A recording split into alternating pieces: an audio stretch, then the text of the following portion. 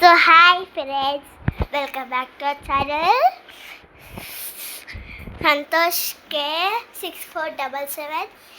ఈరోజు మనం ఈరోజు ఆఫ్టర్నూన్ మా లంచ్ మా పప్ప తింటుండు. 12 అవుతుంది.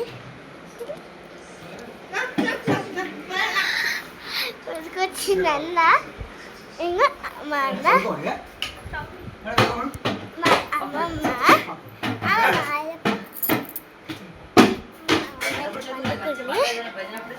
మనం అయితే మనం హోమ్ టూర్ తీసుకున్నాం ఈరోజు అండి.